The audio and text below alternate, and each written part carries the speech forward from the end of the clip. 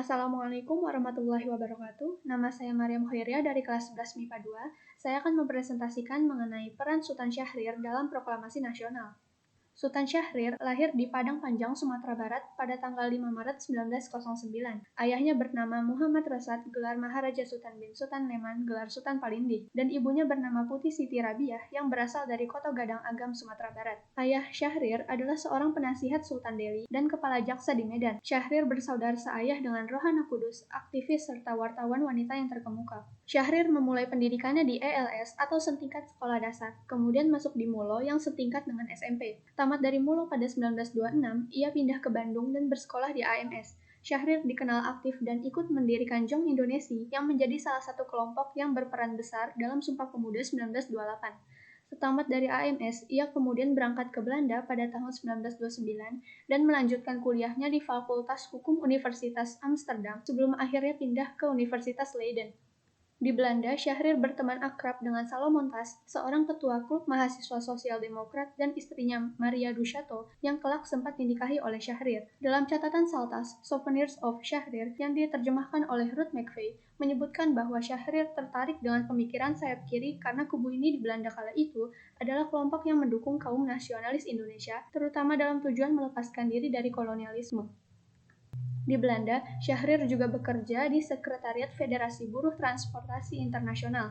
Ia juga bergabung dengan Perhimpunan Indonesia atau PI, yang kala itu dipimpin oleh Muhammad Hatta. Hatta dan Syahrir sempat mengundurkan diri dari PI karena menganggap organisasi tersebut sudah terlalu banyak dipengaruhi oleh kelompok kiri komunis. Pada 1931, Hatta meminta Syahrir untuk pulang lebih dulu ke Indonesia untuk mengembangkan Pendidikan Nasional Indonesia atau PNI baru, sekalipun sebetulnya ia belum selesai kuliah. Syahrir banyak terlibat di Surat Kabar Daulat Rakyat yang menjadi media PNI baru. Agustus 1932, Hatta kembali ke tanah air dan dipilih menjadi ketua PNI baru. Bersama Hatta, Syahrir mengemudikan PNI baru sebagai organisasi pencetak kader-kader pergerakan. Berdasarkan analisis pemerintahan kolonial Belanda, gerakan politik Hatta dan Syahrir dalam PNI baru justru lebih radikal ditimbang Soekarno dengan PNI-nya. Akibat aktivitas nasionalisnya, ia sempat ditangkap dan dibuang ke Bovendigul, kemudian Banda Neira, dan akhirnya ke Sukabumi oleh pemerintah Hindia Belanda, sebelum akhirnya Indonesia dikuasai oleh Jepang.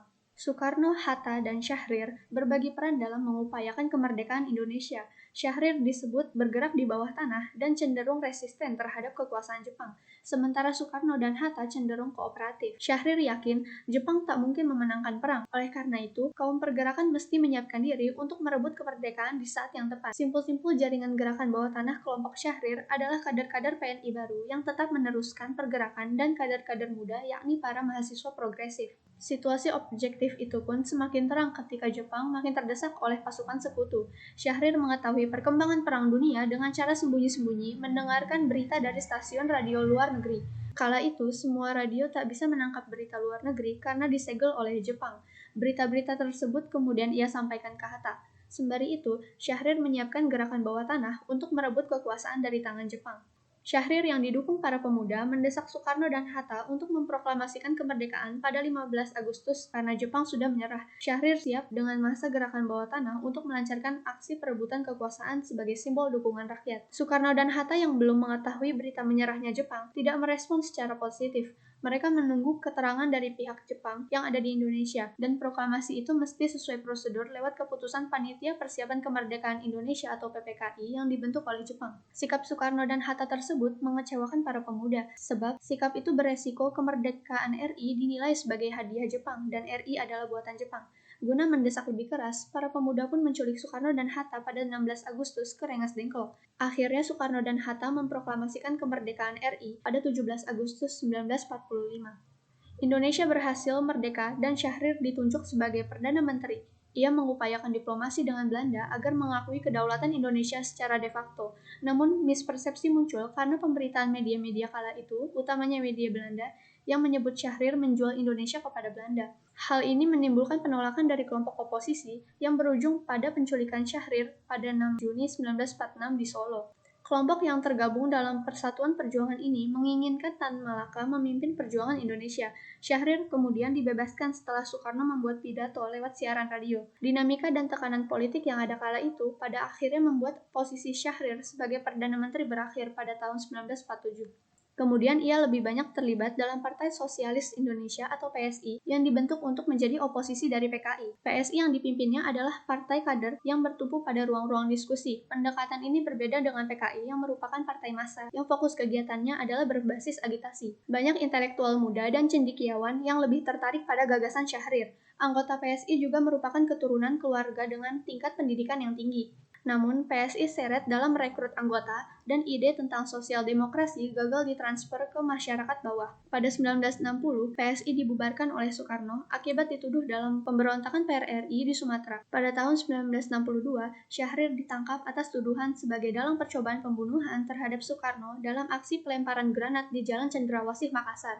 Tuduhan langsung dilontarkan kepada orang-orang Republik Persatuan Indonesia yang merupakan terusan dari pemberontakan PRRI dan berujung pada penangkapan tokoh-tokoh PSI dan Masyumi. Syahrir ditangkap dan dipenjarakan tanpa diadili. Beliau akhirnya kena stroke saat ditahan di rumah tahanan militer Budi Utomo, Jakarta. Hashim Ning, pengusaha dan sahabat Syahrir dan Soekarno, menemui sang presiden untuk memintanya mengizinkan Syahrir berobat ke luar negeri. Awalnya ditolak, namun akhirnya Soekarno mengizinkannya berobat dengan catatan jangan ke Belanda dan tetap sebagai tahanan politik.